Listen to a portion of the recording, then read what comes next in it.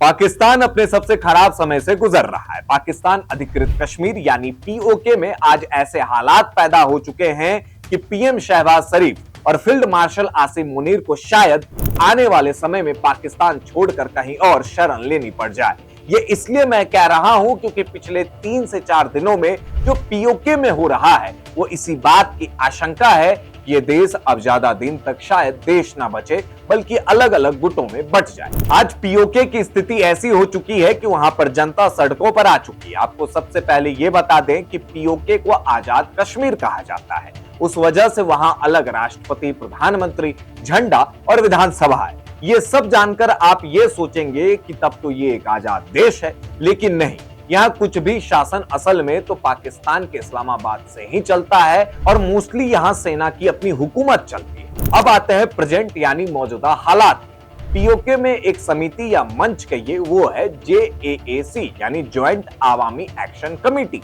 ये एक political party नहीं बल्कि पीओके की जनता की हितों की चिंता करने वाला एक संगठन है और यहीं से कहानी शुरू होती है। इस बार पानी, बिजली जैसी मूलभूत आवश्यकताओं के अलावा मुद्दा 12 विधानसभा सीटों को लेकर था। विवाद विधानसभा की उन 12 आरक्षित सीटों को लेकर शुरू हुआ जो उन लोगों के लिए निर्धारित है जो स्वयं पीओके में नहीं रहते बल्कि पाकिस्तान के अन्य हिस्सों में बसे हुए हैं। स्थानीय संगठनों और बड़ी संख्या में लोगों का आरोप था कि ये व्यवस्था क्षेत्र की राजनीतिक पर इस्लामाबाद का प्रभाव बनाए रखने का एक माध्यम बन चुकी है और इससे स्थानीय निवासियों की राजनीतिक आवाज कमजोर होती है। जब अदालत ने इन सीटों को संवैधानिक संरक्षण प्राप्त होने की बात कही तो लोगों का गुस्सा सड़कों पर फूट पड़ा। रावलाकोट, मुजफ्फराबाद और अन्य शहरों में हजारों लोग प्रदर्शन करने के लिए उतर आए। बाजार बंद हो गए और पूरे क्षेत्र में विरोध की लहर पैदा हो गई। सरकार ने आंदोलन का नेतृत्व कर रही ज्वाइंट आवामी एक्शन कमेटी यानी जेएएसी पर प्रतिबंध लगा दिया। उनके नेताओं के खिलाफ मुकदमे दर्ज किए और गिरफ्तारी अभियान शुरू किया, लेकिन हालात संभलने के बजाय और बिगड़ गए। प्रदर्शनकारियों और सुरक्षा बलों के बीच कई जगह हिंसक झड़पें भी हुई, जिनमें अनेक लोगों की मौत और दर्जनों के घायल होने की खबरें सामने आई। इंटरनेट सेवाएं बंद कर दी गई, अतिरिक्त सुरक्षा बल तैनात किए गए और कई शहरों में सामान्य जनजीवन ठप पड़ गया। देखते देखते एक संवैधानिक और राजनीतिक विवाद पूरे पाकिस्तान अधिकृत कश्मीर में बड़े जन आक्रोश और गंभीर कानून व्यवस्था संकट में बदल गया। संकट ऐसा कि आसिम मुनीर की पाकिस्तानी फौज और पुलिस ने मानवाधिकारों की सारी हदें पार कर दी और पीओके के नागरिकों को कीड़े मकोड़ों की तरह कुचलने लगे। मीडिया रिपोर्ट्स में हिंसक झड़पों में मृतों की संख्या अलग अलग बताई जा रही है। भारत का भी बयान इस पूरे मामले को लेकर आ गया। विदेश मंत्रालय के प्रवक्ता रणधीर जायसवाल ने कहा कि हम इस मामले में पाकिस्तान के तरफ से फेक न्यूज और वीडियो फैलाने का सिलसिला देख रहे हैं। ये पाकिस्तान की अपनी नाकामियों को छिपाने और मानवाधिकारों के उल्लंघन से ध्यान भटकाने की एक हताश कोशिश है।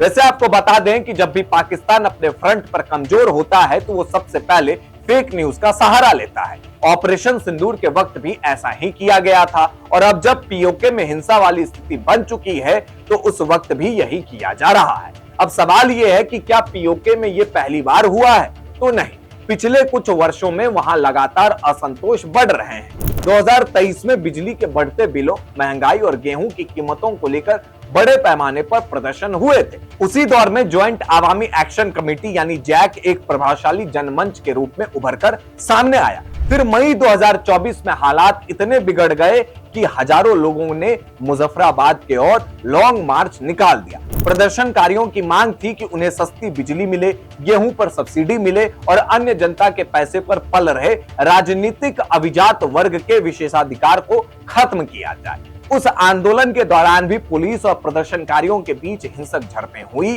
कई लोगों की मौत हुई और अंततः पाकिस्तान सरकार को झुकते हुए आर्थिक पैकेज की घोषणा करनी पड़ी। लेकिन समस्या वहीं खत्म नहीं हुई। 2025 में एक बार फिर पीओके के अलग अलग शहरों में हड़तालें, सड़क जाम और प्रदर्शन शुरू हो गए। इस बार मुद्दा सिर्फ महंगाई नहीं था बल्कि राजनीतिक प्रतिनिधित्व, भ्रष्टाचार और इस्लामाबाद के बढ़ते हस्तक्षेप के खिलाफ भी आवाज उठाई जा रही थी। यानी पिछले 3 वर्षों में पीओके में गुस्से की जो चिंगारी सुलग रही थी, जून 2026 में वही एक बड़ी आग का रूप ले चुकी है। और इन सब के बीच आपको एक रोचक बात भी बता दूं, पीओके में जो स्थिति बनी है वो चीन के वजह से बनी है। वजह है CPEC यानी चीन पाकिस्तान इकोनॉमिक कॉरिडोर। चीन के अरबों डॉलर वाले सीपेक प्रोजेक्ट से पाकिस्तान में सड़कें और इंफ्रास्ट्रक्चर बनाने की बातें चल रही है, लेकिन असल में जमीन पर पीओके के लोगों को मालूम है कि एक तरीके से पाकिस्तान ने पीओके को चीन के हाथों बेच दिया है। जब शी जिनपिंग ने 2015 में पाकिस्तान का दौरा किया था, तब शुरुआती दौर में लगभग 46 अरब डॉलर के निवेश की घोषणा की गई थी। बाद में विभिन्न ऊर्जा, सड़क, रेलवे और बंदरगाह परियोजनाओं को जोड़ने के बाद सीपेक से जुड़े प्रस्तावित और प्रतिबद्ध निवेश का आकार 60 अरब डॉलर से अधिक बताया जाने लगा और इस सीपेक के थ्रू चीन पीओके में अपनी पैठ बढ़ाना चाहता है, जिससे वो भारत के खिलाफ साजिश रच सके। लेकिन वही पीओके के नागरिक ऐसा नहीं चाहते, इसलिए ये मुद्दा सिर्फ पाकिस्तान या पीओके तक सीमित नहीं है, बल्कि पीओके में जो भी आग लगती है तो उसका धुआं भारत तक में फैलता है। वैसे पीओके में लगी आग से भारत को क्या फायदा हो सकता है? अगर पीओके मूल रूप से आजाद हो जाता है तो आधिकारिक तौर पर, मैं ये जो आधिकारिक तौर पर जो कह रहा हूं वो यूएन के नजरिए से कह रहा हूं, उसका स्वरूप बदल सकता है, पीओके भारत का हिस्सा हो सकता है।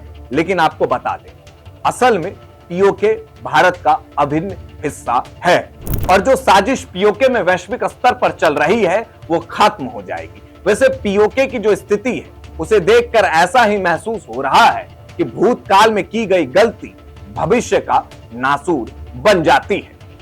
देखते रहिए DNI।